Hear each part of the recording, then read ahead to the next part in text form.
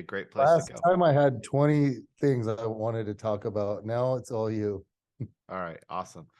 Um, so I think both of us have been either having conversations or posting about the long muscle length research.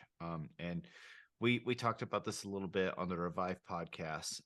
So your stance, if I interpret it correctly, is that you think that the glutes are going to not share the same, we'll say, pattern that we're seeing in the research for biceps, triceps, quads, hamstrings, etc. Right? And I think in the last with your and my experience with this modeling, I'm not confident about anything anymore. The reason why I say that is because of my experiences as a trainer. So when you Mm. see something, you try to work backwards and fit the physiology, fit the biomechanics to the model. So I know I'm biased. I invented the hip thrust. I want the glutes to work better at short muscle lanes. I really don't care. It's like I love squat. I've always, every program I've done, I've had squats and lunges and RDLs. But I think when I started implementing hip thrusts and even just coming up with more things to shorten the muscle, I felt like I saw a lot better results. And then Instagram blew up, and every woman on Instagram started doing all these movements, and they're like, swear by them.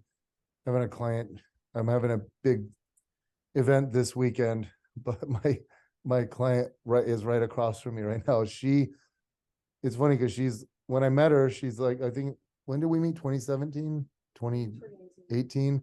And she was just doing squats, lunges.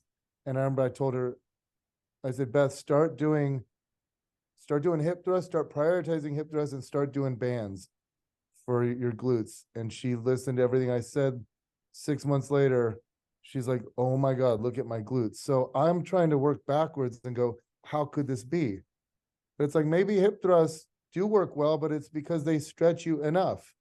Maybe it's not because of the short length. Maybe I don't know anything anymore. I thought my last model, like my perception last time we talked on the Revive, was that, due to open sim on the Rajagopal 2015 model, like the glutes work best at short lengths. Their peak active force is around neutral, and that's where you get optimal sarcomere length for active force, and they don't get a lot of stretch. And so that I was convinced, and it didn't take much to sell me on it, because I want that to be. But then you and I started experimenting, and first of all, we started experimenting with hypertrophy glutes, because on the model you see the glutes are flat as can be. So we start, and by we I mean you. Oh, hats off to you for figuring that stuff out. That weekend I was moving to Fort Lauderdale. Or no, it was a week before I moved to Fort Lauderdale. It was the Olympia weekend. It was the Olympia weekend. I was busy running everyone around and had a bunch of people staying at my place, and you're sending me these models left and right. Oh my God, if you make the glutes realistic with a hypertrophied glutes, the passive force goes through the roof.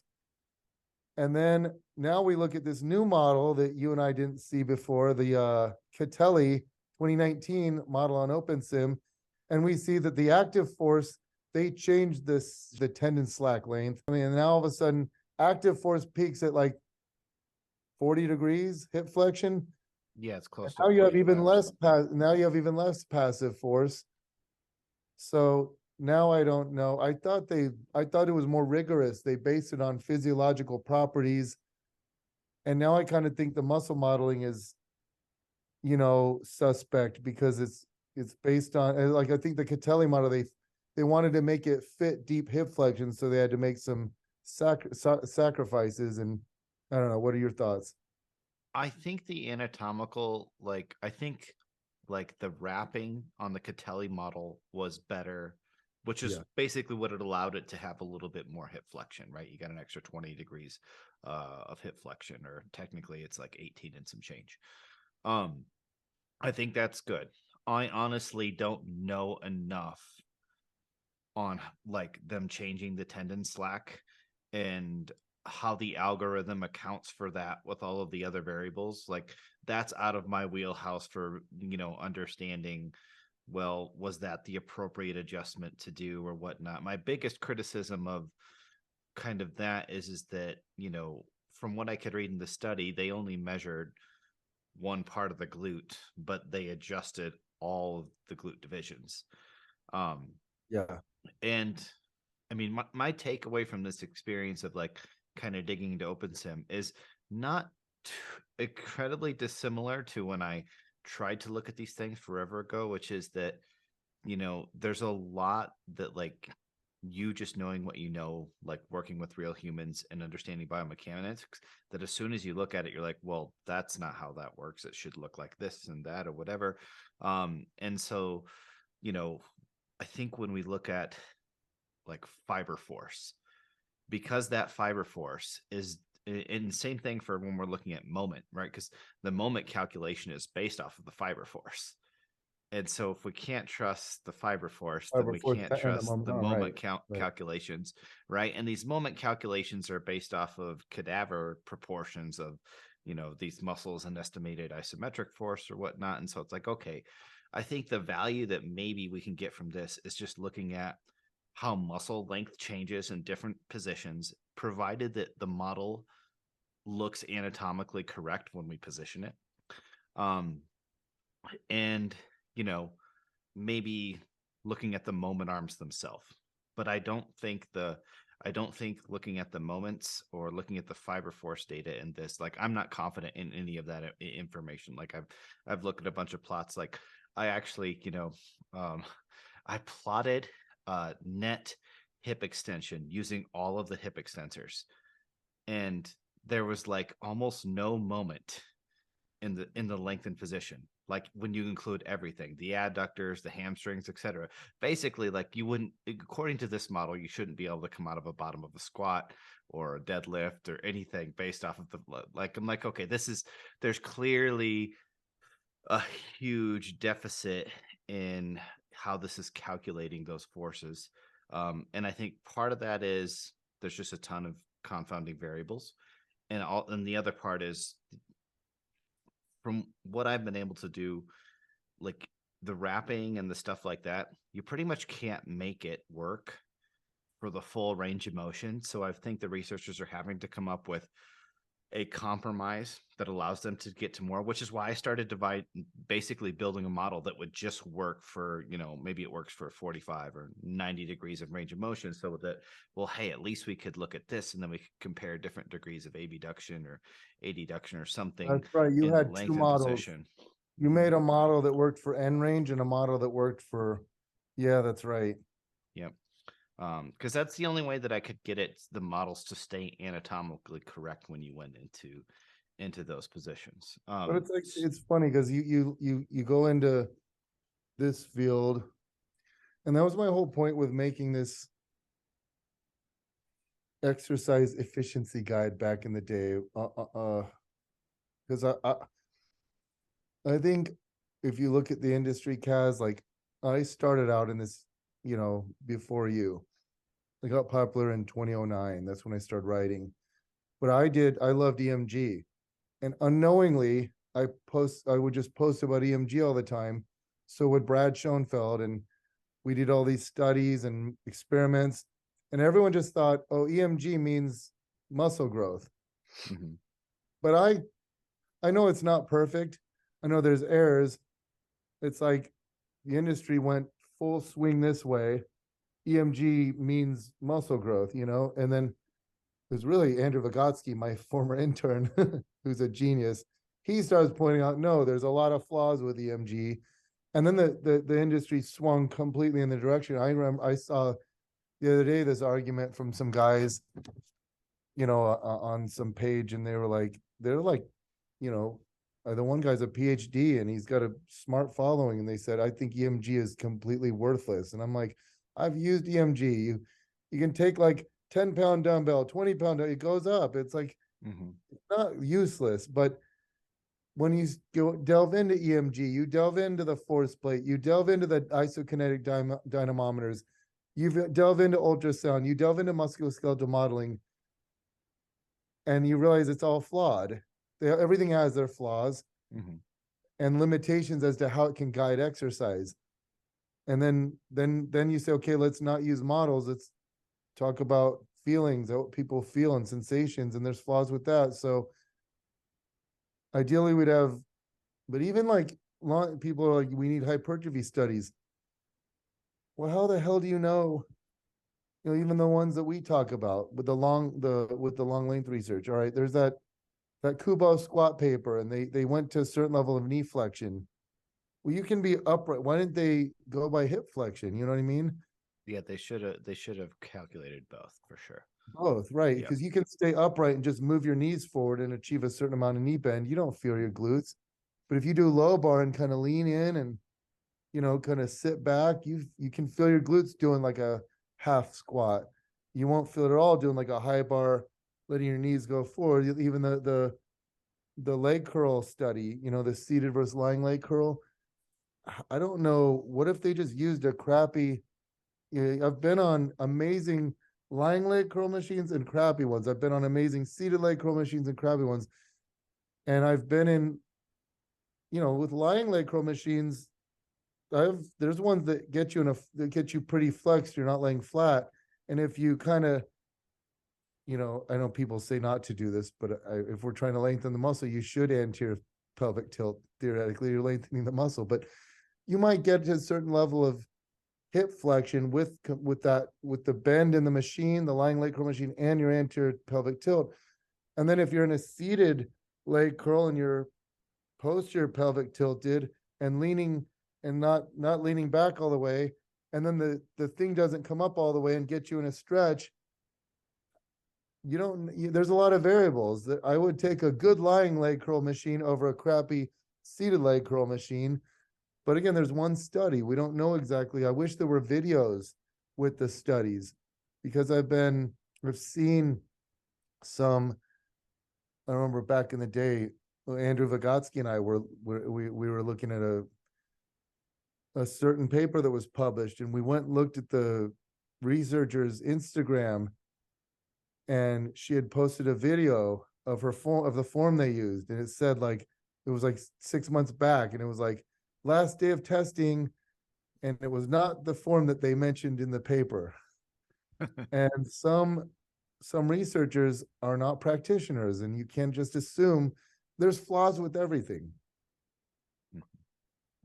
So let me sum up kind of what my position stand is on this right now, and then if you feel free to put your thoughts in there. So I in looking at the totality of the research and kind of just doing my own meta-analysis, which I mean, I think I look at every piece of research that I do with a very nuanced and from a very hands-on place, right? Of other,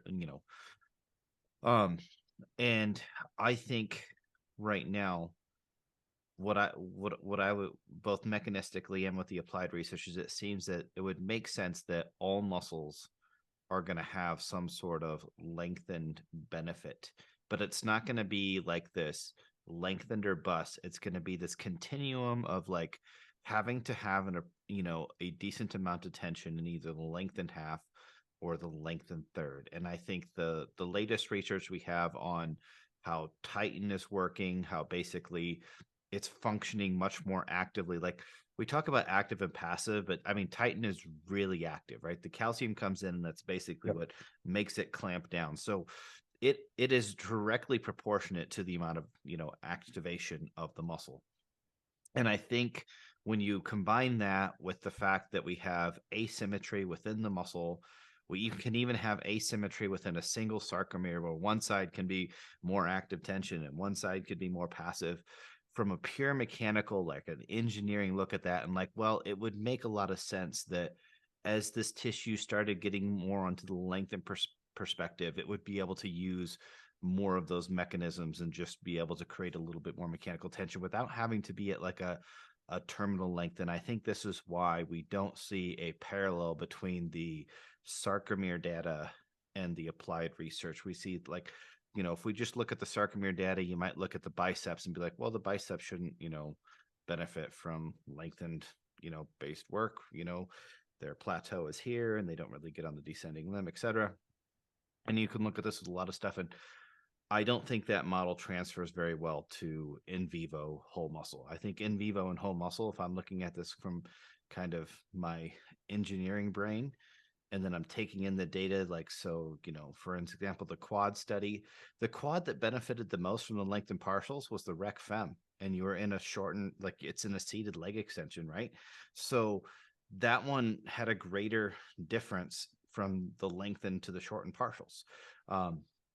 And so when I look at that and I look at just all the evidence that we have, where it's a lot of these things are showing a benefit just being in a more of a lengthened gradient rather than having to be like, I don't know that it's all the way long or bust. And Mike Israetel and I went back and forth on this. Like, it's like, okay, if you're loading the hack squat, do you have to make it so that the very, very, very, very bottom is absolutely hardest? Or can we kind of buffer that out and make it so that the bottom third is, pretty much hard the whole time, but the top half, still gets pretty easy. And I'm everything I see keeps leaning me towards that this is more something that kind of functions on a gradient. And it's going to be something that likely applies across the board. Now, I think there may be different magnitudes or whatnot. And I think the stuff that we kind of found or whatever, like the only kind of piece of data that's been hanging in the air that would like refute this would be the sarcomere data. And then looking at the stuff in OpenSim that's based off of that, it's like, well, and even in that instance, like the original one, that original chart from the Roger Gopel, right?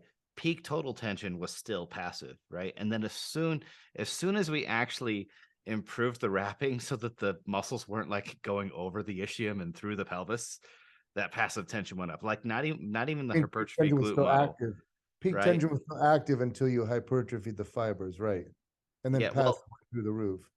I didn't even have it. It increased significantly before I hypertrophied them, but all I did was made it so basically they wouldn't come up underneath, right? Like they were literally going through the deep hip rotators.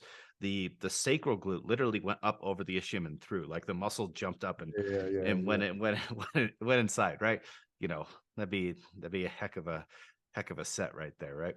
And The then the hip other flex, thing, glutes would be a hip flexor at that point. yeah.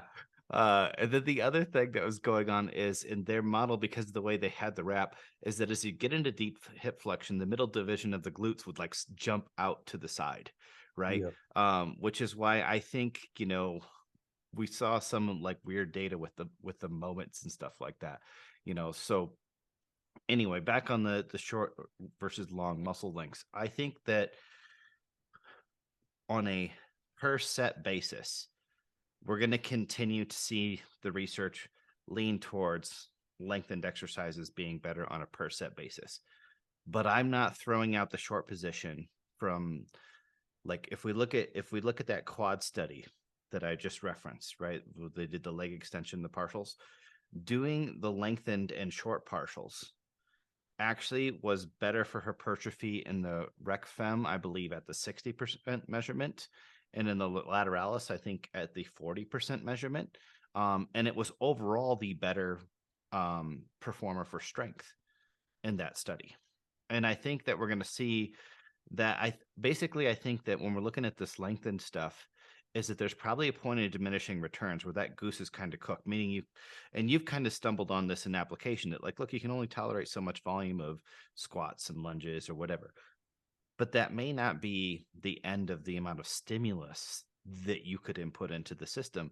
And I think that's why maybe in that quad study, they actually saw like, look, when they did the varied, it got basically almost as good a results as the lengthened partials across the board. And some, like the lengthened partial beat it in the most distal measurement. But it was pretty close in all the other ones. And it beat out the full ROM. Which I thought was which is very interesting, which I mean, I think if you're only going to do one exercise, you do full ROM. But I think if you can choose an exercise that's really good lengthened and really good short, that would outperform a exercise that was just decent for the full range of motion.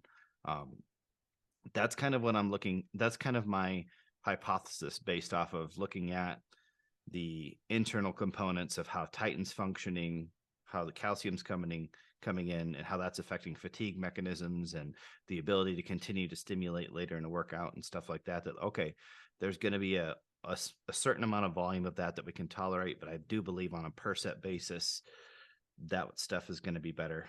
But I think that the short positions are going to be the way that we can add stimulus with very little fatigue. And the other thing that I think short positions are really, really good for is specificity. When I look at muscle tissue from a biomechanics perspective, lengthened precisions always tend to have the most redundancy. Like you look at a convergent muscle, when you stretch it, all of the fibers are getting more parallel to each other. But when you get it into a short position, those fibers are now starting to become more tangential in their pull. And you see that same relationship actually extend out to synergist in most cases. So I think short position exercises allow you to, perform exercises that are more scalpel in nature in terms of like, I can really, really target this one specific tissue by just going into where that thing is the only thing left that has a decent force vector. Whereas when you get like at the bottom of the squat, bottom of a bridge or thrust, or whatever, like the more you get into that lengthened position, the better things that can help kind of line up. So that's kind of where I'm at right now is that I think if we're constraining ourselves to the per set model, I think everything's going to benefit from a certain amount of lengthened work. But I think there's a limit. And I think that the way to be more precise and the way to be able to progress volume is going to be that you still have to utilize these short positions as well. So I would I think if the Titan model is correct, then I believe I agree with what you say. If the Titan model is like, all right, this is how muscle grows, this is how mechanical tension works, you get when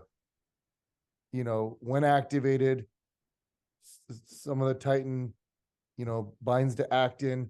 Now you get more stretch out of the other portion, and that bigger stretch and stiffness, more tension on that. You're getting, and that's what drives hypertrophy. And if that's correct, then that's how it would work. If it's as simple as that. I think the industry's jumping to Titan right now a little prematurely. Like obviously it looks like Titan's a major player, but there could be, I mentioned this on the last podcast, but it's funny because Henning Wakaraj seems to be the expert on this, but at least Brad in his paper talked about a lot of different potential mechanisms. This nuclear flattening concept and its association with like hippo, YAP, and TAS pathways, that would also be most activated in the stretch. So that's another pathway. That's another plus for the stretch position. But then he believes strongly in this bag, filament C bag 3. And, that's in these Z discs and it's parallel. That would actually benefit. That would, if that's a mechanism, then active force would be the major player.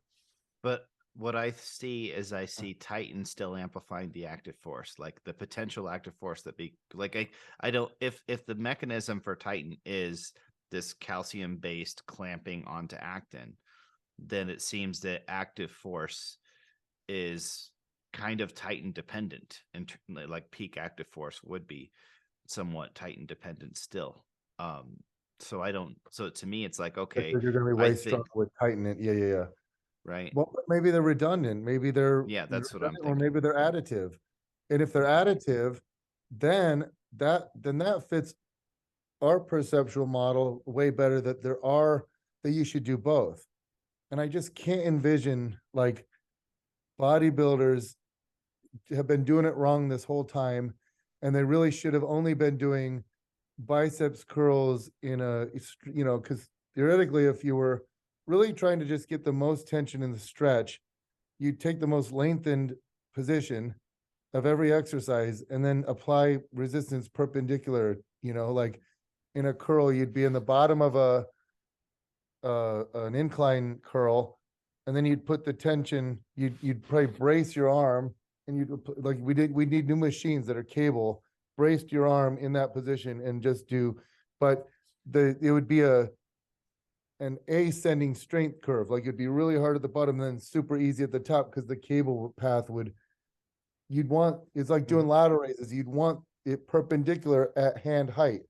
Yep. But then when you get to the top, the line would sweep through and get close to your shoulder, and the moment arm would decrease, or the resistance moment arm would decrease dramatically, and you wouldn't have much tension in the top. Every exercise, you just want to just do the stretch position. You'd probably want to do, just partials in the stretch. We shouldn't be doing full range bench. We should just be doing the bottom half, and then, or at least do all your sets of bench, and then finish off with 5, however many bottom half you can do, and then end in a stretch and just hold it for as long as you can and sink deeper like a eccentric quasi isometric hold, and then drop the weights. And maybe that's true. Maybe the Titan model is correct. Maybe that we've been doing it in suboptimally this whole time, and we should have been doing this. But I just, I haven't ruled out muscle damage. I haven't ruled out metabolic stress. I think there are some people have just been like, no, it's all tension. I don't think things are ever that simple. I think what we're going to find in time, and I'm happy to admit when I'm wrong, but it's going to take more for me to admit when like if a study comes out, because we funded a study, Menno, Hanson, and I funded a study. We each put in 40 grand because MRIs are freaking expensive. So we gave it to Mike Roberts' lab, and Daniel Plotkin is conducting it right now. It's squats versus hip thrusts. Nice. And what would be cool is like they're like such a respected group, and they will be able to look at a lot of things. We'll be able to get a lot out of this. This study will be monumental. If squats beat out hip thrusts, okay, I'll have to eat some crow. But my argument there would be like, okay, we did volume equated. We did 2 times a week, because that's the first study you needed to do, volume equated. Yeah. Squats, like 4, 5, 6 sets a week of squats versus twice a week versus the same amount of volume for hip thrusts. Then if we do another study and it showed that we did more, like, but how do you not equate volume? Do you do it based on, Mike Roberts had a good idea. He said you could auto-regulate it, base it on perceived recovery. When you can go again as soon as you perceive that you're recovered. Or you could just, if you had $1 million to fund, it would be cool to do you do 3 sets on any given day, but you do once a week, twice a week, 3 times a week, 4 times a week, 5 times a week with both hip thrusts and squats. And you see which group did see the most hypertrophy and which group saw the most hypertrophy for squats and hip thrusts. And maybe they have different ideal volumes and frequencies. Maybe squats are best with 2 to 3 days a week, and hip thrusts are better with 3 to 4 days a week, or 4 to 5. Also, I think we're going to see that squats and hip thrusts do similarly for the lower glute max. I always wanted to address this because you made a video once saying how no one really measures the low glute max. Well, I did that in the experiments for my ebook back in 2009. I measured the low glute max, but when you publish a study, you have to reference, hey, this is what they do. This is what, if you stray from what's the acceptable norm, say you have a new MVIC position or you want to change the position of electrode, then you have to publish your own paper on that, showing why you moved it and showing, hey, I measured this. And how do you, I think a lot of researchers don't want to go there, because how do you tell people where to put the electrode? If it's take the somewhere on the sacrum and connect it to, the gluteal tuberosity or something, or like if you take something like that, then it's easy. But what do you say? Take the, the end of the coccyx? You know what I mean? You can't be like because then you're pretty much in their butthole. You know what I mean? So you can't go by that. You can't palpate there. So you have to kind of go by the gluteal fold. What do you give a distance? Because if you're measuring like obese subjects, I don't even think that would work. So there's so much fat in that area.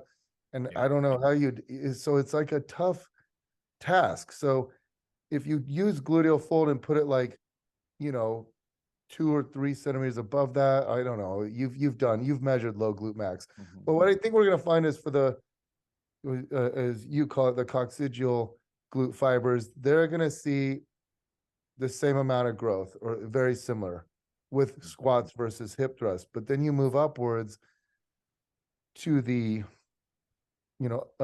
upper glute, the upper and the middle and the upper, and maybe just the upper glute max. I think that's going to have more growth because with EMG, you get so much higher activity. Well, you could say EMG's silly, but we're actually measuring EMG and then we're going to look at MRI and we're doing um, the EMG with different subdivisions and then um, the muscle cross-sectional area with different subdivisions and seeing if they're related at all. But then, if the squat beats out hip thrust in everything, then that would infer that EMG is just a waste of time. But if you get similar low glute max, because that's not been published. You're right about that. But I didn't want to address that. When I was getting my PhD, I told my supervisor the same thing, and he's like, all the PhD supervisors have this saying, save the world after you finish your PhD. But when you're getting it, you got to focus. And God, he was right, because I almost didn't finish my PhD. I almost quit. I got so stressed out at the end. If I would have done more, I would have for sure quit. So thank God I didn't. But that needs to be published. They need to actually look at, there's only one study I've seen that did a good job of looking at low glute max. It's Selkowitz, I think. But he looked at physical therapy exercises. But anyway, I don't even know why that is. Why would you get higher activity? The moment arms don't change that much for the like upper and lower, like, you know what I mean? Why would the nervous system activate the middle and upper fibers more for like horizontal hip extension than vertical? Do you I have a mean, theory for that? I think the orientation of the femur is going to be a big component of that, right? So like when you're getting to the top of the thrust, if you're naturally getting into a little bit more external rotation, right? I think then you're going to see those upper fibers become like they're going to gain a little bit more mechanical advantage as hip extensors than they otherwise would have had. I agree, but that's not been You measured know, yet. Like the into like full hip extension, the with a bit of hip external rotation, that needs to be published. Look at the moment arms for the upper, mid, and lower, because then if that's true, that could provide a biological rationale. But even that, this whole neuromechanical leverage hypothesis that you hear Chris Beardsley rightfully talk about, but I think even with that, there's research on the lung muscles. I remember looking at that when I started my PhD because that was my whole that was one of my main theories with the why the glutes would work, you know, better with hip thrust than squats was because they have better leverage at end range hip extension. And at that time, there were only 2 papers, both published by a guy named Brown. One was for the delts, one was for the glutes. And for the delts, they did show evidence of like preferential activation based on the moment arm. And the other paper did not. So I was kind of like, we need more on this. And I think there's more research now. I really need to delve into that. But I think that's still a hypothesis. So we yeah, need to learn more about the moment arms and how they affect the nervous system. We need to learn more about the signaling the actual signals and sensors of hypertrophy, because if it's just tightened, then your model would be exactly correct. But if it's additive, because I have papers, I have a folder and it's like these papers, God, I have it right in front of me. It's like one will say the primary cilia of satellite cells are like the main signals of hypertrophy. And I don't even know what the hell the primary cilia of the satellite cells are. But then another paper that'll say the extracellular matrix is like, this huge signaler of hypertrophy. I wonder if there's signals on everything. Is it just, is all the different parts of the muscle cell have signals now?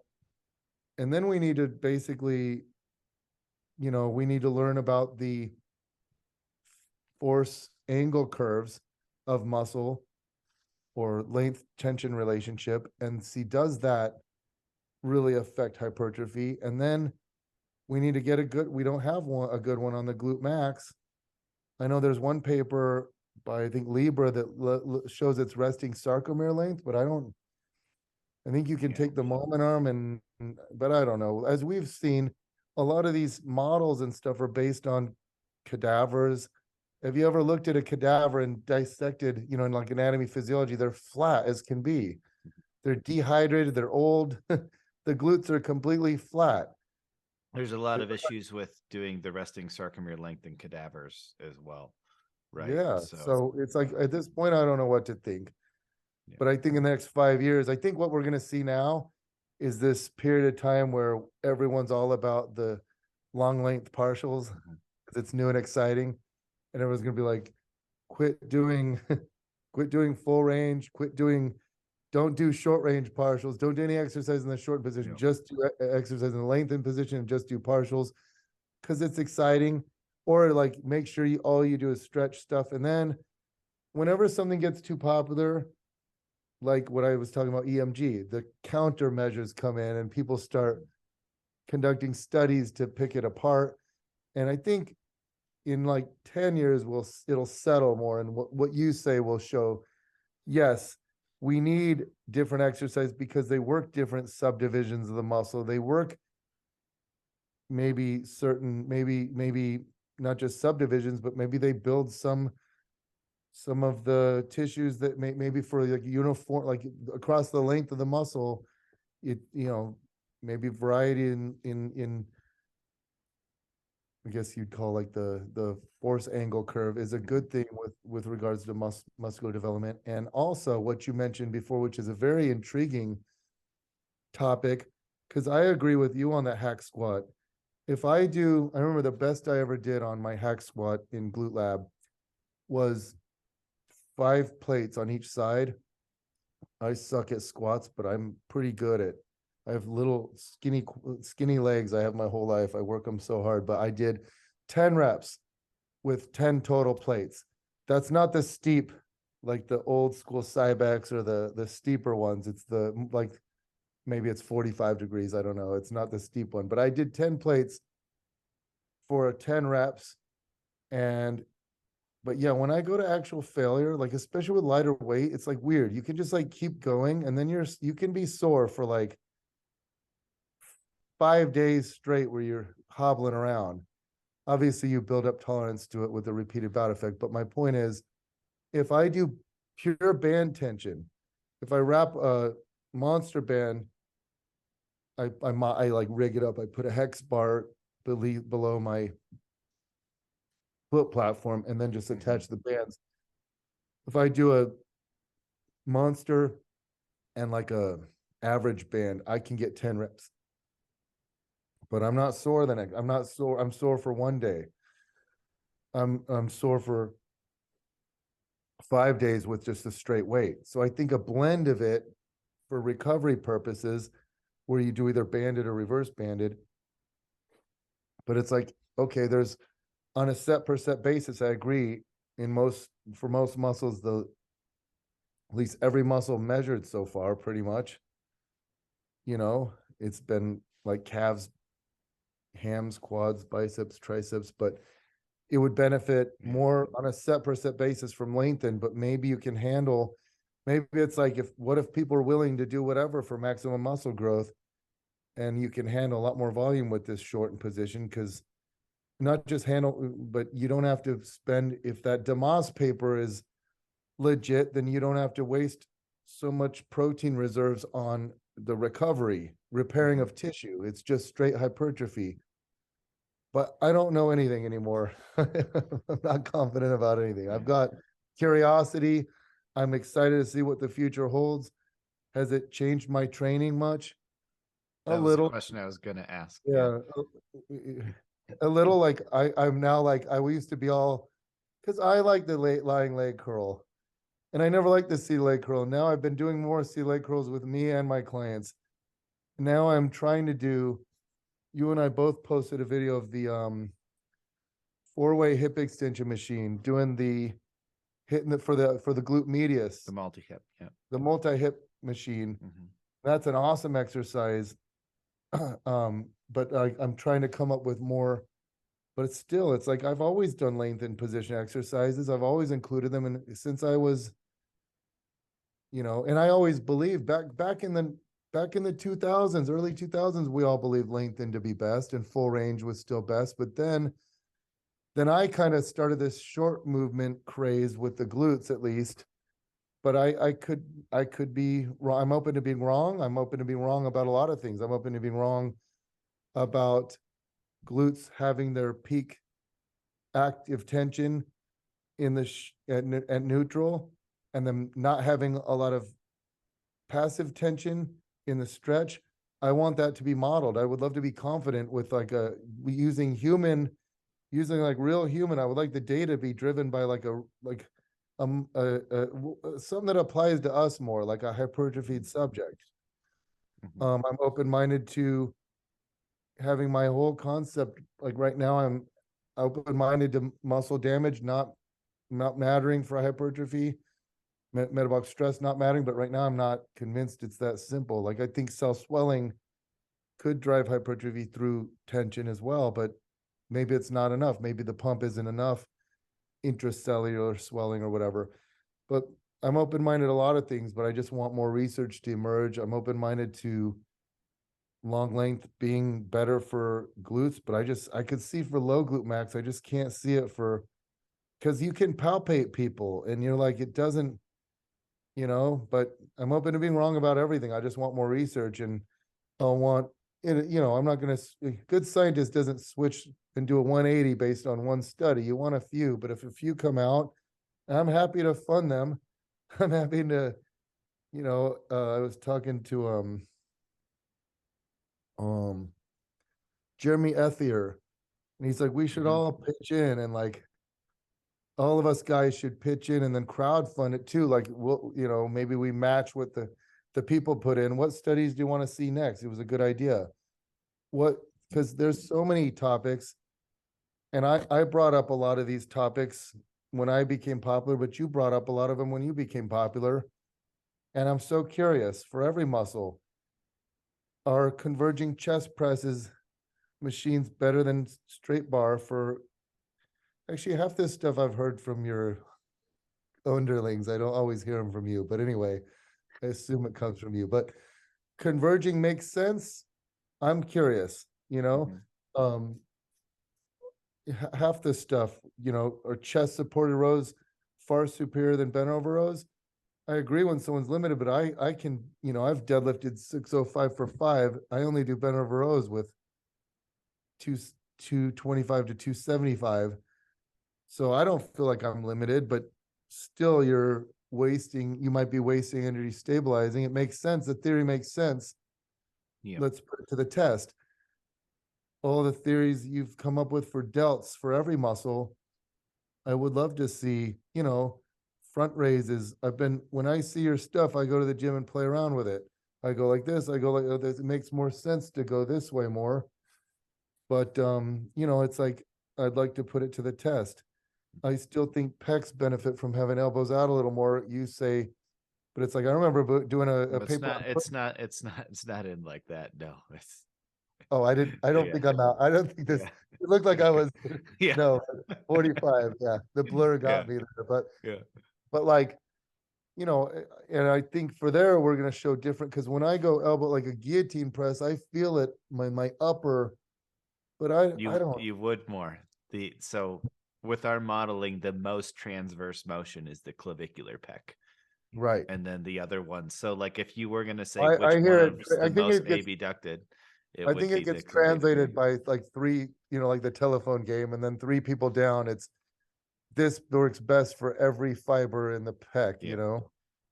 It's like if somebody can pull 3 words out of what I say and then turn that into a viral reel, that's a set, or that's or TikTok. Like that's how the information gets disseminated at this point. And I don't know. I just there's days where it infuriates me, and there's other days where I'm just like, whatever. I'm just gonna keep doing what I'm doing. I don't know what else to do. Um, I mean, Well, it's important. either don't share anything or share things and just know that like, hey, people are going to take this and use it however we want. The only way I can overcome that is to try and make the original messages get to as many people as possible. I think that's like, I have no problem with like respectful posts. Like, hey guys, with all due respect, like I could make a post like this. Hey guys, with all due respect, I know squats have been so popular for ages for the glutes, but I think the hip thrusts are better, and here are my reasons why. 1.2.3, don't stop squatting, but I do think you should add hip thrusts in, and time will tell or whatever. But I hate when I just see like this is garbage. There's no use for this, because then I post someone doing this exercise and then everyone jumps on me, and I'm going, when you're a personal trainer, that's been my main thing. What I always have defended exercises my whole career. I have articles, blogs, and teenage articles from 2011. I've just always, because I'm like, I love every exercise, but I'm also with you. This optima, you get mad when I make fun of the optimal, but I am also about optimizing things and geeking out over the mechanisms, just not taking it to say this is now garbage, because you have that client that can't do that optimal exercise that you want them to do, but they can do floor presses, and they can do high box squats, and they can do cable pull throughs for pregnant women, stuff like that. You might disagree, but I love all exercise. I always have, and I always will. I just think it's like, find the right exercise for the right person, for the right time, for the right setting. Anyway, now I'm rambling. What more do you want to discuss? Okay. So it seems like we're in agreement that maybe that, active tension and total tension curve from OpenSim isn't very reliable. Um, you seem to suggest that maybe you have just a tiny bit started using a little bit more lengthened stuff and playing around with it, like the leg curls and whatnot. Um, I mean, I'm kind of in the same spot Oh, I was. also, overhead tricep extensions. I've always personally liked, the V bar more, Mhm. and but I try everything. I've been doing, but I just don't like overhead with overhead with the rope. I don't think you really feel it as much in the stretch than you do as with free weight, but free weight Mhm. hurts me. So Yeah. I do cable, but I've also been using I think I saw this from Joe Bennett, but the two ropes. Mhm. I think maybe this came from Tom Purvis. I don't know, but I use the two long ropes now for my triceps and I like that a lot too. I think you use two different cable columns, but my point is I experiment with everything I see, and I give them to clients, and I say, what do you like more? So Mhm. I learn from everyone. Um, so on the lengthened note, I sent you a few things, but let me just share them because I think this is where maybe this could actually be valuable here in terms of our open sim stuff. So let me pull this one up here. Let me know if that shows through for you there. Yep. Um, so not really sure about the fascicle or fiber length. Not really sure about the moments. But just being able to get the thing to try and measure muscle tendon length and with a proper wrapping model, I think, for some of the things that I've been modeling and being like, okay, here's what we're doing for this lengthened position of this and the short position of this. I think that's valuable. You can let me know I mean, I sent you the model that this is based off of, but so in the top one here in the red, we have those upper glute max fibers, or the iliac glute max fibers. And so if we use more adduction, right, like bringing the leg more across the body, but we don't get as much hip flexion, this still ends up being more actual length in that subdivision than coming out of that adduction and getting more hip flexion. So these are slots that we use for the different divisions. This is the one that the red is the one here that we use for the iliac glute. The blue is the one that we use for sacral. All of these are iliac glute length though, but just showing how that length changes as we're going from, bringing the leg across the body versus working into abduction. And I know and I even, with the abduction stance, I gave this more hip flexion than you probably can get. Like once you get to 45 degrees of abduction, you're probably not getting past 120 degrees of hip flexion. You would probably agree to that. That's like unrealistic for Yeah, right. most humans, right? Like basically it's like once you get, I got some females that can do that, but not me. yeah. Once you get outside of about 15 degrees abduction, then the amount of hip flexion that you have usually starts to decreasing on the other end. So What it's are the somewhere. pink, light blue, and the last three on the graph? What are those? Yeah. So this one here, the light blue is 45 degrees of abduction. The dark line here, the black, is 30 degrees of abduction. The But pink line is. which fibers are they? Oh, this is all for iliac glute. All. But why do you have you have blue sacral and one sacral and one So basically that is the position that we use for N1 sacral. Sorry. So all of these are iliac glute, but these top three I put in the positions that we use for iliac glute and sacral so that you could see like the one that we're using for the iliac is where the iliac gets the most stretch. And then when I show you this on the other ones, you'll see that relationship kind of changed. So I'm kind of showing you what I'm currently using for that lengthened position and how it's correlating to other degrees of ABA deduction and flexion. Have you looked at other muscles and it tends to predict what you would think? The only thing that I've spent a ton of time modeling in OpenSim outside of the glutes is the lat stuff. And yes, that has also aligned with our modeling. So let me go to. Are you able to do the pull around stuff with? So the best I can do on the pull around is including rotation and lateral bend with the model that I have. But basically, like right now, I've only found one model that has the scapular thoracic motion of the scapula. So I have one model that moves that, and then I have another model that has actual lateral bend and trunk rotation. But like the scapulothoracic one doesn't even have a sacrum for me to attach like the iliac lats to or whatnot. So basically it's like, all right, I'm able to test. I'm able to get the best proxy I can for the pull arounds by using lateral bend and rotation. But I'm not able to get the last bit of scapular motion out of the model that I have. I've done some things to kind of like try and simulate that with different wraps and different moving of things, but then I have to do basically every position is an isometric and plotted or whatnot. But essentially I'm able to make what I can do in OpenSim.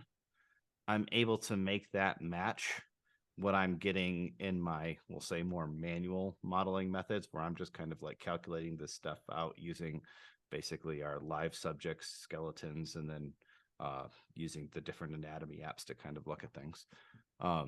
Did you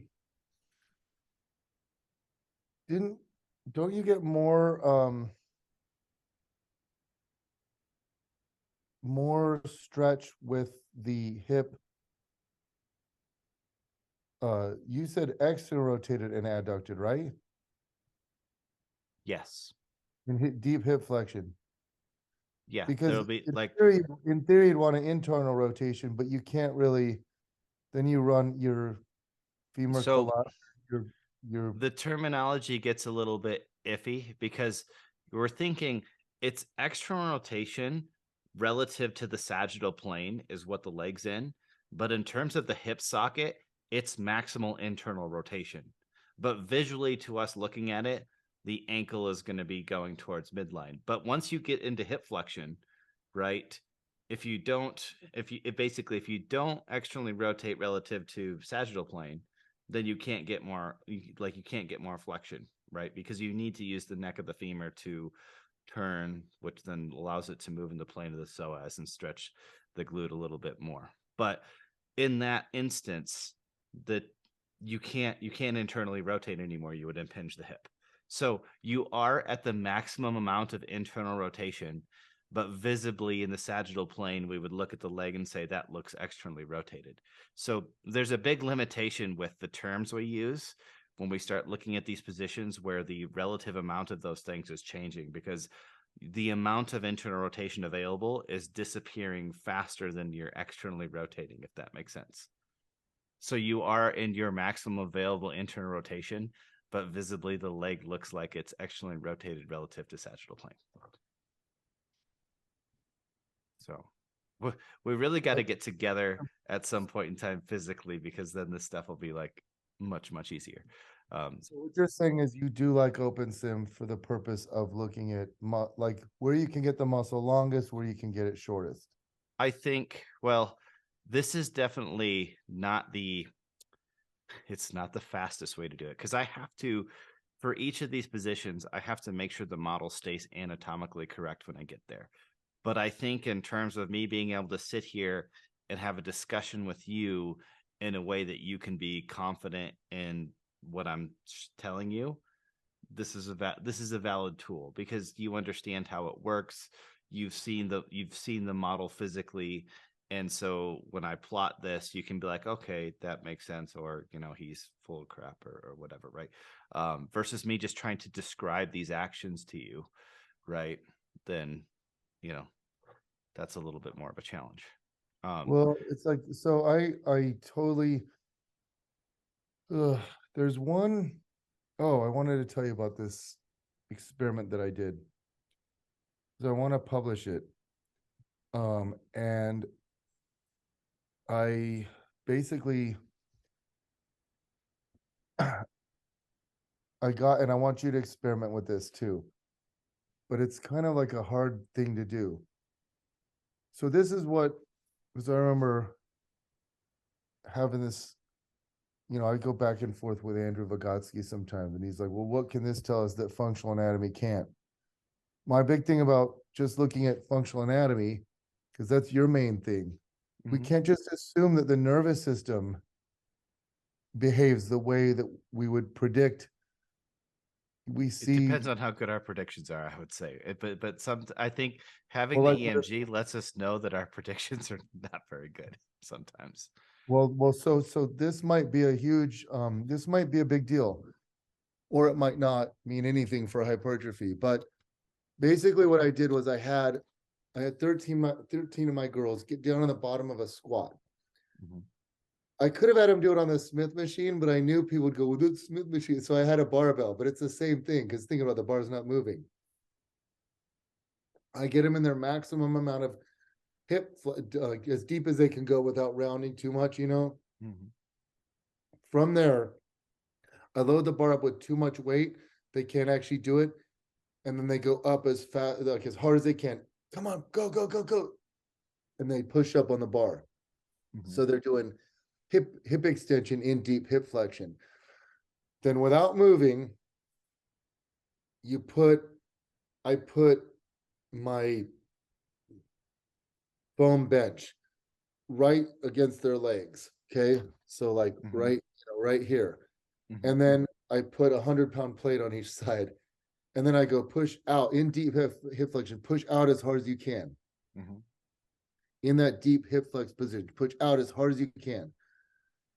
And with surface EMG, yes, there's a lot of flaws with it, but in that situation, you're at the same muscle length.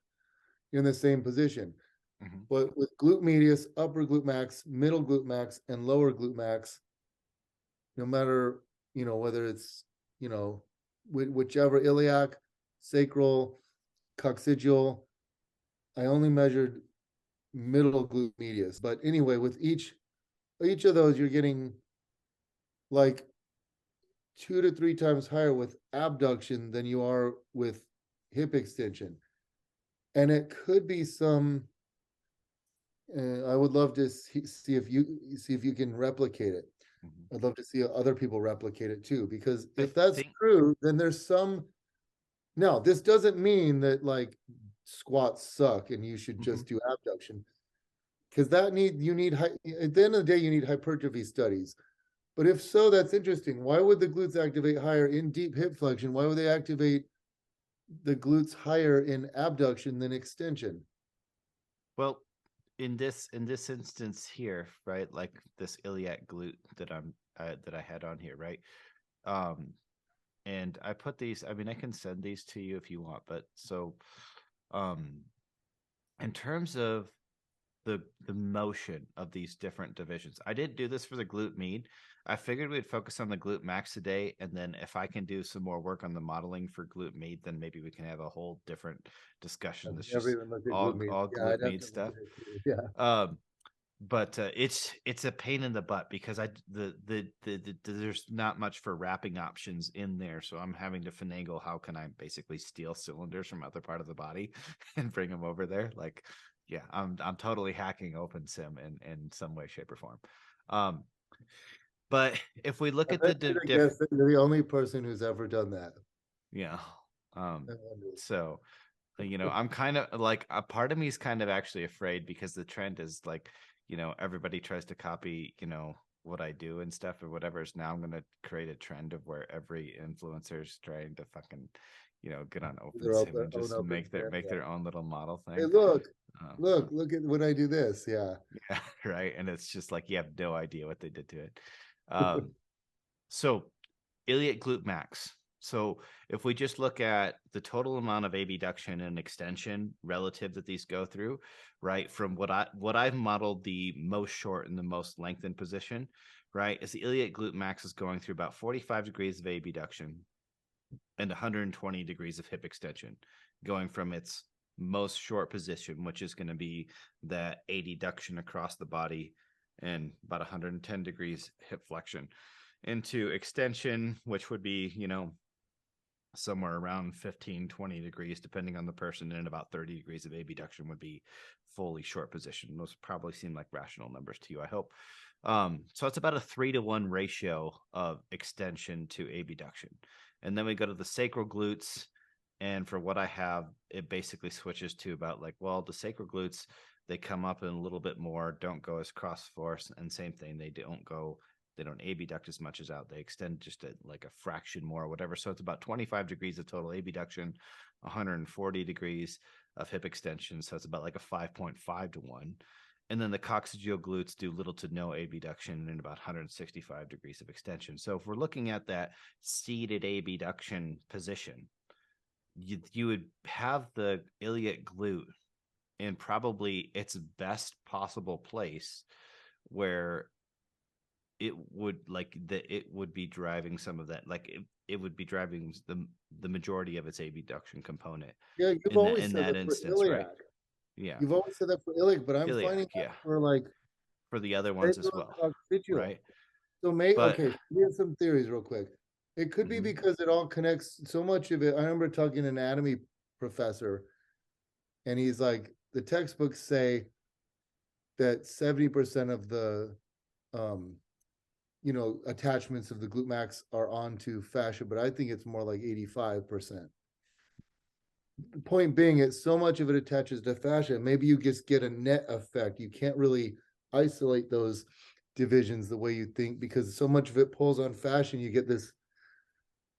yeah, I Uh, don't know how well we can measure the lower glutes without fine wire, right? To be from an EMG perspective is one. oh, that The Selkowitz paper I told you about did fine wire, and they actually measured lower gluteus maximus. mhm, But yeah, that's rare. I remember Andrew Vygotsky and I tried to do fine wire. They mhm, even inserted the needle, and then it wouldn't work. The Naraxin wouldn't yeah. work. The unit we had Um, wouldn't work. So I don't know what we did wrong, but anyway, I thought about it, and I think there's some weird things sometimes with the nervous system, with reciprocal inhibition, for example. Like you can't mhm. always predict certain things. And so that's What my type big of a thing. stance were they in, like width wise, when you did this? they were just in their comfortable squat stance, but I tried to make it like, I didn't measure like 1.5 times hip width. I've done that before with glute bridges, but like, all of my, no one of the 13 squatted super narrow or super wide, if I had to guess. But then, oh, another thing I did was, then I had them sit on the seated hip abduction machine and lean forward and try to match their lean and match their stance width. And then they pushed as hard as they can out. And that was like identical to what you got at the bottom of a squat. Mhm. It was like they were like so similar. I'll send you the Mhm. data, but that doesn't mean you get more hypertrophy. It just means it's not activated. Like the squat, if we say activated tension, like activated stretch, Mhm. well, why isn't the glute max activated in at the bottom of a hip extension the way it is? If you're the so I remember looking at studies from the Did you one in place your sensors like middle of the glute, like distally, like from a length perspective? I tried to put them closer to the say So, to a little bit closer to the sacrum than yeah. normal. Mhm. But you That's test it that's one of yourself. the things that I've found that has There needs to be a decreased the better, amount of like one of the things I found is that like if I was too close to the hip socket, yeah, I felt like I was getting more noise from the deep hip yeah, abductors and stuff yeah, like yeah, that. yeah. So I was like, I'm like as crack adjacent as you can get there uh, uh But real quick, with ours. I think it needs a better, like I want to publish it, but I'm reluctant to because this is a dodgy, like putting the stuff here, Yeah. putting the foam benches there. I need a tool because they're pushing up against an immovable Well, bar. They couldn't need to couldn't push- you couldn't you use instead of a band, couldn't you use like a fixed loop? Like you could use a ratchet strap or You something, ratchet right? strap on each side though. Well, Well, you're keeping their hips together, right? yeah, good point. Right? Yep. So you could just You'd do have to one and use it adjust it. Yeah, like a yeah. band or something like that. But you I used that a way you'd be able to let them be there, and then you I could didn't do use that. a band. I didn't put a band. I used a bench on each side with 100-pound plate Mhm, against it. And then I laid across the bench and held the benches mhm, together. And then I'd mhm. go out, go, go, go, go. And Well, usually they'd stay in the same position, but some people they would move a little. It wasn't mhm, a perfect exact study, but I'm like, I was pretty proud of the design, but it's yeah. a high level researcher would rip it apart. You have a So multi hip, right? I'm getting one in You're like getting two one. weeks. I think that would honestly, I mean, with squats, there's so many things that can be going on, right? In terms of what could be impacting that, like in causing them to not be like fully engaging their, even though they're maximally pushing up, that doesn't mean that they would be maximally recruiting their glutes in that instance, depending on the like, because if the glutes are not the limiter there in terms of what they could push up, you wouldn't recruit them maximally. So I Theoretically. think I Well, think theoretically, if there's this neuromechanical leverage theory that central command is limited, mhm. I want to divide because that's what Andrew said to me once. Why would if it's a maximal task, why wouldn't you activate everything maximally? Yeah. Well, I mean, Why wouldn't the if we brain if just if max if we did that, I feel like we would break ourselves quite often. Um, break ourselves or it just wouldn't be economic? So, but it this wouldn't be could be a economic. different, Yeah. this could be a different, No. this could be something with the glutes that so Andrew brought up you should test like get in max elbow, like the longest length for the biceps, Hmm. and then do basically elbow flexion from here Hmm. versus like elbow versus sorry, wrist forearm supination. What if the supination got higher in the full stretch? Then that could be then that could be a neuro like you could name it. You could name it something. It could be something we haven't quite figured out yet, like reciprocal inhibition or some type of, but it could be something within the full stretch position, maybe for flexion extension, the muscle perceives something like you've heard the lumbar flexion Lumbar. relaxation phenomenon. Yeah. it's like I think the rationale behind that is like you don't need to be active if you're getting plenty of passive force. Mhm. And maybe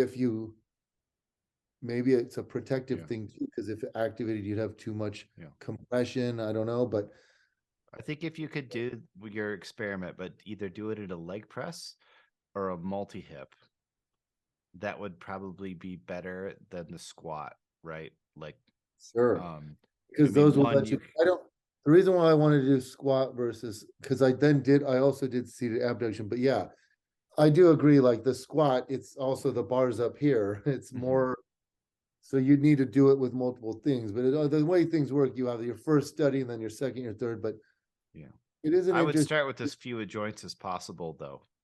yeah, no, That's what I, it- because then you can be like, all right, then if here's something's what, happening, I yeah, know it's not just noise from something else, right? And then you could see, does this maintain as I move to more complex movements? That's the way that I would do it. but it could Um, be that, and there's a study, God, Yamashita, I think they looked at simultaneously hip and knee extension versus just hip extension with the same amount of torque. mhm, And when you took out knee extension, the glutes activated much higher, significantly mhm. higher. Yeah, So that because I that think, could be one of the things happening in your squat, right? yeah, you're Mhm. you're you're focused on knee extension because that's maybe the limiting factor to a Yeah, certain range of motion. Yeah. So, or it could be due to moment arms, the brain saying this isn't the best muscle to activate down deep. mhm. Whereas for abduction, maybe it is a good muscle to activate. It could be that we don't have good moment. It might not seem that the low glute max would be involved in abduction because you sent me that video, made perfect sense, but maybe it's the fascial attachments that make it a net abductor. Point is, I don't know anything anymore. Right. I'll try and run some different examples that would be similar to that, like mimicking the squat thing, and then also trying. You have measured Um, it on the seated though. Seated, but that's a very unstable, or like on the bench with the mhm, cable stack, but that's a very unstable position. yeah. But like, Um, yeah, play around with that. But even then, so what does it mean? We need a hypertrophy study mhm, saying these people did 8 weeks of isometric squat pushes or isometric hip extension and deep hip flexion versus 8 weeks of isometric or whatever. Or it could be diet. I don't know. But my point is, how's that apply anyway? We don't do isometric exercise. yeah. I mean, what you're trying to figure out, what you're trying to get at is whether or not the seated abduction is going to grow the lower glutes, right? No, So, I I'm mean, trying to no, primarily why the heck would glutes not activate to their highest extent at the bottom of a squat? yeah. Okay, because it doesn't have a good moment arm and it's being stretched passively. I mean, if we look at mechanisms, right, the more complex an exercise, the like tends to be the less potential motor drive that you can have to any particular single piece. But also, I think that in the instance of the squat here, if something else is a limiter, then the central motor command is going to be like, hey, like that's not, pushing with things that have an excessive amount of tension here that isn't contributing to the intention of the movement isn't going to really be there. Like I think in most people in that situation, it's going to be quads and it's going to be erectors. One of those two things is more likely going to be the limiter than the hip extensors, right? And so I think basically, in order for you to maximally push into that bar with whatever force you're capable of, you're not going to need 100% of your glute engagement. So Down doing to like something that it's would down to like add, six what'd you say? percent and stuff. It almost shuts off down Yeah. deep. So it's just Um, relying on passive support. That's what the erectors do. But yeah, I see. I mean, what you're saying could be true. yeah. It's like the brain says, "Look, this isn't." Because in the squat you get maximum activation Mhm. about halfway up, you know, and so and that happens to be, you know, depending if you go by the Catelli model versus the Radjagopal model on OpenSim, that would be the highest active force, but Active tension. Yeah. active tension. But like it also could be some sort of reciprocal inhibition from the hip flexors or some weird phenomenon that we don't know by. But that's my whole point where like I love looking at functional anatomy. I love looking at fiber directions and how they change throughout the range. But I also know that it's the neuromuscular system. So sometimes that's why it's good to test things too and not just assume, Mm-hmm. you know? I think that's the thing is I think everything could likely be explained with, you know, our knowledge of the nervous system and functional anatomy if we knew everything, but we don't, right? And so right now we're we're constantly using these things to navigate the unknown, and a checks and balances is always needed, right? Yeah, yeah, yeah. You know, so um, okay, I wanted to show you like the other two glutes. If Yeah. you think Throw 'em out. that's Yeah. valuable. Um, let me see Yeah, here. you just So showed iliac, show sacral and yeah, coccygeal. so all right, so let's do the coccygeal here next, right? So it's kind of hard to see, but the 15 degree of adduction one, like it ends right here, right? But for the coccygeal fibers, it doesn't change near as much. And I only went to 30 degrees of abduction because you're not getting 45 degrees of abduction up here anyway. But basically, so if we're looking at lengthening the lowest portion of the glute max as much as possible, it's close to 0 degrees of abduction or adduction, Neutral, yeah, yeah. zero either way, right? And then if you go in or out, you tend to lose some hip flexion or some length there, right? Because if we were going in, you might hypothesize that there could be some stretch, but you lose the hip flexion, so that doesn't work. If you go out, well, then you're not really wrapping around the hip more, so even at the same amount of relative hip flexion, you're not getting as much of a stretch. So that's essentially like that's what we're using for like a lengthened, you know, lowest portion of the glute. That's where we're using, a hip to shoulder with, leg press or some sort of lower body press Yeah. function, lunge, what like all of those motions, you should be able to lengthen those fibers as much as what's going to be practical in a gym setting. Um, and then going outside of that, you're not going to get as much length. And that's one of the reasons, like on top of like the EMG or the mechanic stuff, where I'm like, okay, if we're starting to go wide into the sumo type stuff, if you were looking for the lengthened mechanism, I'd be like, well, you're kind of moving away from your goal if you're going overly wide with your stance. Um, that's just my perspective there. And then let me see here. How can I switch this? Do I have to stop and redo it? So we can go to the other, let's see, the sacral fibers.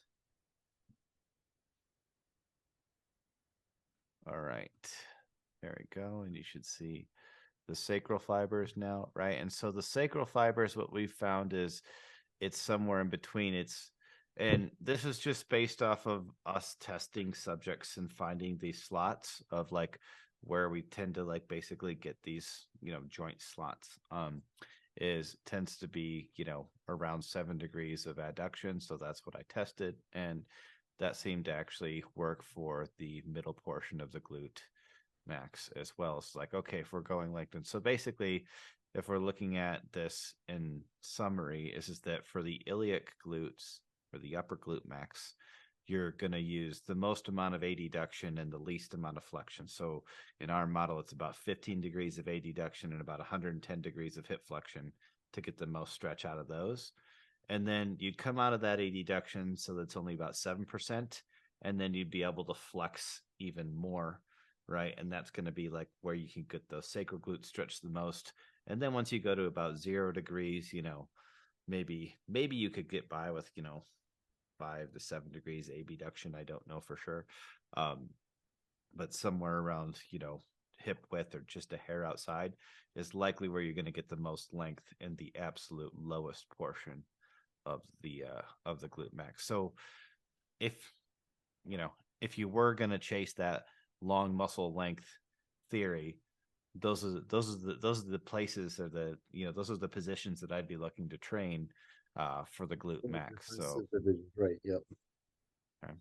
um so I thought I would share that with you, and also, you know show that the model seems to represent that, and get your thoughts on that. I don't know if, I mean, if that makes sense Well, to it's you. funny because I've always done curtsy for lower glutes, but Hmm. you're saying the curtsy works better for Yeah, so I mean, it depends on iliac. how much you curtsy, but I would say, yeah, but part of it too is that, like, the problem with the curtsy is the load is still pretty sagittal.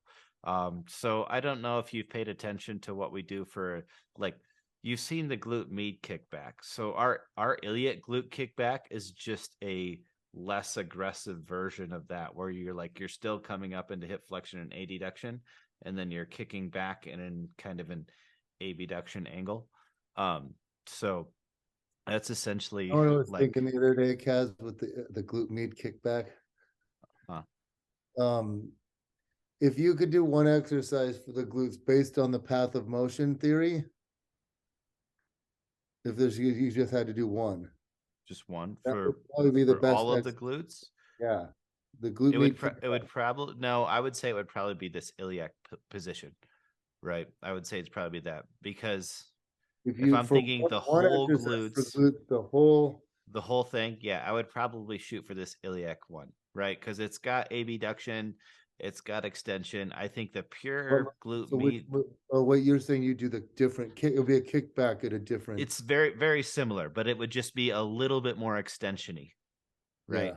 So, yeah, Actually, okay, so the glute med is around 30 degrees. yeah, right. So yeah, so the glute med starts at about 30 degrees of it, like if you're making from the frontal plane, if you're going 30 degrees back, that's where I would basically say that's the furthest back you would do a glute med kickback, right? And then you could do the other division starting to come a little bit more medial, and even coming up into flexion for the posterior, which is like kind of a clammy type motion, right? So I think, like, That's if you were shooting interesting. for something in the middle, it would be that iliac glute type motion.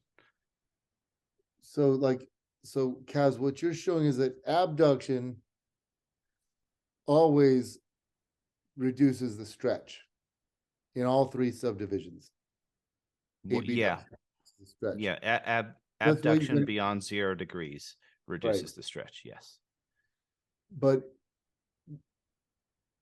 I wonder if it improves the moment arm because as you go out, you have it's like in neutral, it's angled, and as you go out more, the fibers align better.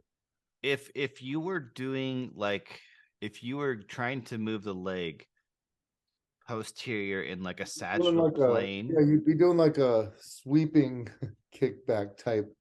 Well, no, if you're doing a sweeping kickback, then I would say it wouldn't make the moment arm necessarily better, because if you It keep aligns the if you're fibers extending better. in the plane of the leg, right, then I don't think that doing the abduction would line things up better, right? But if you were When you doing like abduct, this, when you abduct in general, say you're in neutral, yes. like the anatomy Hmm. chart, right? Yep. Anatomical position, and you just abduct.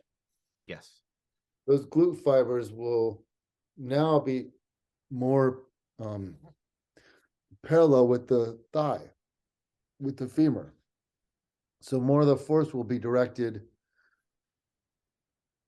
The fibers will be more, it starts to function more like a hamstring or a bicep instead of at an angle, you know what I mean? Um, it's more aligned with The the force individual, are you looking at like the individual fiber angle as a whole, like if you could as a collectively, whole? Yeah, because if you right. had to collectively estimate the angle of the glute max fibers, I don't know what it would be, 45 degrees relative to the femur, Yeah, you well, know? the pennation angle and the architecture of the muscle doesn't necessarily dictate the pull of the muscle as a whole, right? Like, Oh, So sure. you need, yes, right. So Yeah, that's why like you got some, to look you at know, the, yeah, you look at the yeah, glute med. You have three yeah. different subdivisions, but like, Um, it was just something I was thinking of the other day. yeah. Yeah, it And would kind open of, sim is, by the way, is not good for this. So I've I did I've replicated your like sumo squat model, and then I did like a full, like I took the time to like even get the ankles right and everything for the sumo squat or whatnot. But then what you have to do extra is like rotation and yeah, right, right. is you actually, then you have to go into the thing and then actually look and see what hip flexion looks like in that plane. And it's not the hip flex, it's not the exercise.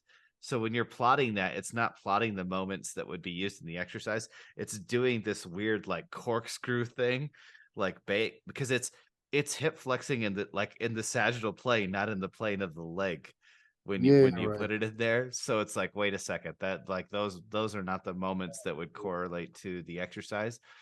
So the best that I could do to try and actually get something that might be usable was to go in there and lock positions and then be like, okay, what if we just move it one axis and then measure like flexion and adduction and look at what the resultants of that would be or whatnot. It's probably a lot to get into for today, but basically, I don't think that this. I don't think we were getting a good representation of the sumo. Like basically, if you're trying to measure flexion moments, you pretty much have to be in this like a sagittal exercise, because once we AB duct in the software, it doesn't understand to move in the plane of the leg like you would if you were That's what doing I a was wide thinking with the stance lats. squat or whatnot. With the lats, You know, same thing like that. You can't quite get the, yeah. So I'm only able to it compare, won't measure right? wrapping around, it'll Yeah, measure flexion and extension in different, you know what I mean, in different yeah. levels.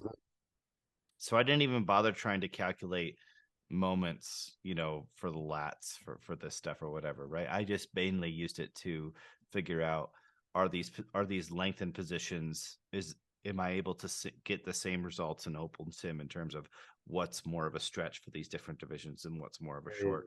I mean, ultimately, I think when it comes down to looking at the neuromechanical matching aspect of it, uh, I think I think training exercises that move through the path of motion of a muscle is like somewhere in that range of motion is going to be where this thing's peak moment is anyway, right? So if we can find that motion and then do exercises that make that whole thing hard, Really, do we care about the peak then moment? Just the yeah, peak tension, right? Like the yeah, moment that's influenced by moment arm. mm-hmm, And also it's hard to like with glute max, you get the highest hip extension moment in deep hip flexion. It's 2.5 times higher than you get in full hip extension on a dynamometer. I thought it'd be different for me. I did it when I was in Auckland, New Zealand, getting my PhD. mm-hmm, I'm like, well, I've been doing hip thrusts for, at that point, like nine mm-hmm. years or something. I can't remember, but uh I'm like, I will have a flatter curve. I'll be way stronger at end range hip extension. No, I had the Mm-hmm. same model as everyone else. I was 2.5 times stronger in deep hip flexion than I Yeah, was in full hip extension. But a dynamometer is awkward. It's yeah. I like when think when it's up here, you can feel a lot of force, but then when it's full hip extension, it's you don't feel, I don't know. But anyway, that's my whole point. Everything do, has major limitations. Everything. do you think that we're drastically underestimating, like if mostly it's this type of modeling that's used to say that the glute max has a really poor internal moment arm in the flex position? um do you think we're massively underestimating that? Because I do. Like, No, how have I'm doing this experiment with you has made me realize, ugh, I'm not as confident. First of all, I made videos saying, here's why the glute, I mean, I was dead set. And I was so confident. You don't get high passive forces and you get totally high active forces at neutral. It's obvious.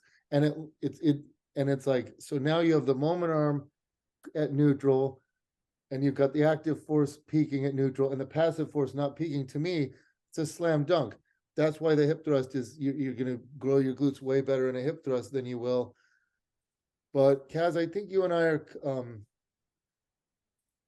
we started off at odds, and then we're gaining more respect for each other.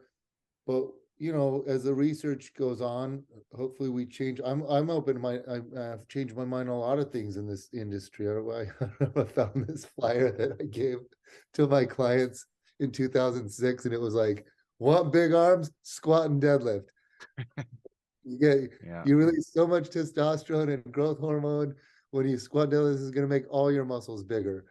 I mean, I was guruing people back in, and I'm sure I'm wrong about a lot of things now, but I will change my mind based on the evidence. It might take me more. It might take me more to be convinced than other people, but I will change my mind. I might need more than one study, but I will change my mind with 2 and 3. I'll probably motivate me to do my own research. But if the chips fall where they may, then I do. But you know what? People don't. People forgive you. They like scientists that come out and change their mind and say, I was wrong about this, and here's why. Here's my new thoughts on this. I'm not worried about it. I know we're never going to say that. You see some of these guys taking the long length stuff and saying hip thrusts are absolutely worthless.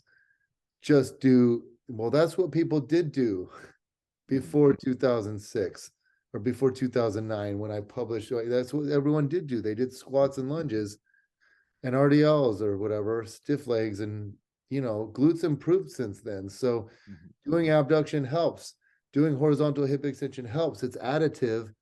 You're working different subdivisions, and also you add more volume, more recoverable volume. Like you said, you and I disagree with. I think you're biased towards the long length stuff, and I'm biased towards the short length stuff. So together we keep each other in check. Because you know, when you make a claim, you want it to be true. No one likes to be wrong. No one likes to eat crow. But you're focused. It's like we're doing this open some stuff, and you're focused on the long length, and I'm focused on the short length. But it's so we keep each other in check that way. And you know, over time, we're going to learn more about the signals and sensors of hypertrophy. Is it just tighten? Is it more complicated than just tighten? We're going to learn more about, you know, how tension, what is it, active tension, is it passive tension, is it activated tension, like active tension throughout the range. We're gonna have better models. You may help with that. Here's But what I would ultimately say. we got to have hypertrophy studies and then mechanistic studies to maximize our understanding, you know. If I had to give people a practical takeaway in terms of what my current stance is on this, is that like if your goal is maximal hypertrophy, you should fill in your cup with the amount of lengthened stuff that kind of you can recover from. And then you should add on short stuff to be able to bring that stimulus up without adding unnecessary fatigue and damage. And then if you need more specific results, instead of just like, hey, I just want everything to grow, but if you need more specific results, then that ratio may have to change a little bit, and you may actually have to sacrifice some of the long for some more of the short things that could be more specific, right? So for instance, if you're like, look, I'm trying to grow glutes, but I need to limit my adductors and my quads and whatever, then that's the instance where like, okay, well, then maybe you don't have, like, filling up the lengthened bucket is not an option for you because it's going to come with a bunch of All the that other length, stuff that well, doesn't except fit, that right? multi-hip. That multi-hip is the first. It was funny because it wasn't even that multi-hip. My client Masa, her boyfriend Chris, he's not my friend too, but since Masa's been my client forever, but they live here in, you know, they live in Miami. So he's at the powerhouse using that multi-hip, and he's coming up so high. His leg is coming up as high as, I mean, must be 140 degrees of hip flexion. And I'm like, oh my God, I never did it that high. So I start doing it, and I started not focusing on the squeeze. I'm focusing on the stretch. Mm-hmm. I'm only coming down because you can kind of load heavier weight and kind of just come down to like neutral-ish. And getting this crazy stretch, I'm going, my glutes were sore the next day, like they are with lunges, but my quads weren't. That's Yep. the only exercise I figured out how to kind of give the lunge stimulus without having the quad activation. So yeah, we're going Yeah. to keep growing. We're going to keep, but that you might be correct about that. You might be correct in that all muscles there's a general physiological principles governing all muscles, and it's like they all get developed the greatest hypertrophy through lengthened position exercise and full range stretch. And tighten is the main driver of hypertrophy. And if you want max muscle growth, focus on the long length, do as much as you can recover from. Maybe it's twice a week with 4 sets of these lengthened movements, but then you sprinkle in shortened stuff because it doesn't fatigue you that much. It doesn't make you sore, doesn't create the muscle damage. Throw those in. That model may be correct. It might be more complicated than that. We might find, well, this, you know, Yeah, that's filament just my best guess right now. I mean, C that's could be hippo, yep, test could be all the structures sense things, and there's like 20 signals, and they're additive, they're not redundant. And you do this exercise because this maybe squats and hip thrusts both get the same low glute max growth, but hip thrusts get a little bit more upper glute max growth. Who knows? Maybe it's you have different. I mean, obviously, like look at delts. You have different exercise for different subdivisions. I'm open-minded. Delts working better with short ranges just because I love doing cables, but I fear dumbbells. Lateral like a they. lot of The other thing with lengthened dumbbells cable are exercises feel really good, but they they do feel not so feel good smooth. with a dumbbell, Oh, right? like dumbbells get me sore. And I've worked up. I don't have the best form. Like some people just have the smoothest. Their pinkies are up and they just drive straight out. It's always I always want to extra rotate a little bit. I've worked on that, but anyway, I got to where I could do the 40-pound dumbbells for 20 reps. Granted, my last few would be like end here, not like here, but that's fucking hard. What would it take it to get you to come down here either privately or do one of our events and go through I'll some do of it. these positions for you, I man? also want to Because go. I've always wanted to go to yours thing and Tom Purvis's thing, but yeah, I'm so bad at. I can't. It would have to just be you and I screwing around. I can't sit down at at that's a fine. table for That's fine. 8 straight hours. But anyway, doing that lengthened cable, yes, you feel it. But anyway, if the lengthened stuff is, then think about it. For delts, the implication that has is that you should do cable to here. If you use dumbbells, you should just do heavy partials, or you should do side lying, Yeah, I saw your post on this. yeah. Yeah. And I do those, and I'm like, and you feel it like you just feel it through a short range. But maybe I'm wrong. I just have a feeling that over time we'll see delts are different. But it sucks. It sucks going on a limb because if you're wrong, you have to go say, But I just have a feeling muscles are different based on their force angle properties. But I could definitely be wrong. I'm now know that I'm not that confident in anything. But have I changed my programming up for glutes that much? No, because I like with my booty by Bret, I have a squat month. You know what I mean? I have a single leg month so it's like I've always been big on but I think it's funny because when some of these coaches that bash me and I'm like, here would be a program he writes, and here'd be a program I write, and I just throw in hip thrusts and like abduction, and he hates me.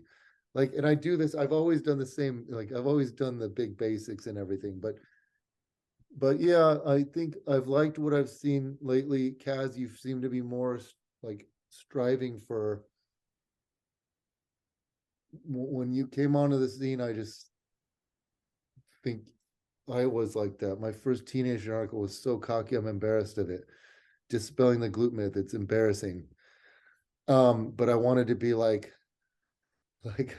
make a splash. And now I'm more humbled over time, and I've already seen that happen with you, and we can grow. We can grow together and learn more over time. But you and I geek out on the mechanisms, and we get so into the mechanisms. It's important to just be humbled by hypertrophy studies. But right now, the hypertrophy studies are all pointing towards the lengthened position. I do recognize that. There's like, I have a folder here. I wanted to do a write up on it. I have a folder right here, ROM related hypertrophy, and I've separated into isometrics, full range of motion versus partial range of motion, partial range of motion versus partials in the lengthened versus partials in the shortened. I called it force length because how do you say a lying leg curl versus a seated leg curl? Those are just different force length. It's the same range of motion, just with different stretch. And then I have static stretch, which is a lengthened thing. Then I have like flexing and posing, which there's not many studies on that. Basically, like just stretching grows muscle, but just posing grows muscle too. Mhm. I wanted to compare those two. And then I have review papers and random folder. And then I have EMS. Interestingly, with EMS, I bought a electric muscle stimulator because I'm like, God, all these, I feel like it's the missing link right now. All these studies showing you grow muscle just as much. But then it's like, well, how do you use the EMS? And then I thought, oh, this is going to be great. I can grow muscle while I'm watching TV, but it sucks if you get it up above.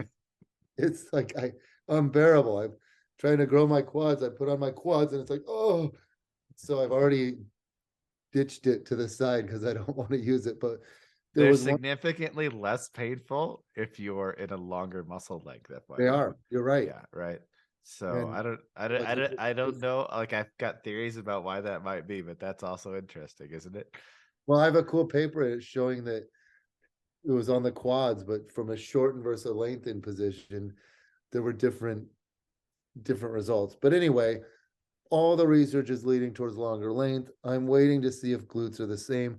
This study by Mike Roberts and then with Daniel Plotkin doing the research. He's kid must be so busy right now, but he's analyzing, he's doing all of it. He was a student of Mike Israel's, he was a student of Brad's, and now he's a student of Mike Roberts. He's if you could pick the right professors, he did a good job, and I'm so curious to see how it turns out. I think we'll learn a lot Yeah. with There's that. another big study that's got one group basically doing the whole body lengthened partials versus the whole body full ROM. I can't remember how long it is or whatever, but that's underway too. So I'm excited for that one as They well. include glutes. So I doubt it. I bet you they don't look at glutes though. They never do. Researchers never care about I glutes. can't remember. And it makes It me mad seems to because be the complicated muscles, which would be no, I would consider like pecs, lats, delts, and glutes, like the the convergent core, muscles, the right? core muscles, yeah. Yeah, are the ones that everybody just wants to do, like single joint flexor extensors. Yeah, The and easy distal stuff. muscles, yeah. But it makes me annoyed because a lot of the researchers are bros, and so we look at quads and hams and bis and tris, and it's like women care about glutes far more than any other muscle, and so we need more research on glutes. So we need it's like my friend Brad Schoenfeld, he doesn't want to do glute research because he's like, I don't want to even go there. I don't want to get accused of anything in this day and age. And I'm like, because you have to basically put EMG or when you measure it, you have to, so a lot of researchers think that way. So that's why we're limited. You'll see someone do squats and they did EMG of like calves, you know, calves, rec fem, vasties, biceps femoris, semitendinosus, adductor, erector, and you're like, you did every muscle except the glutes. Yeah. I've seen that before. So I want to see more glute research, and we'll learn a lot more of it over time. And not just about glutes, but as to these theories, these hypertrophic theories, we'll learn a lot more in the next 5 to 10 years. We're going to learn a ton. Yeah. I think the next couple of years I think we're in a period right now where there's a huge interest in a few of these topics. So I think and I also just think that we're going to start getting things at an accelerated rate compared to what we were like 10 years ago. There's just so many more people doing it. The technology is better, And we're right? And we're raising awareness to Yeah. these. Mhm. And to be honest, it's driven by bold claims, you Yeah. know. I mean, these bold claims get popular, and well, let's put it to the test. Is this true? Yeah. I'm curious myself about all of them, you know.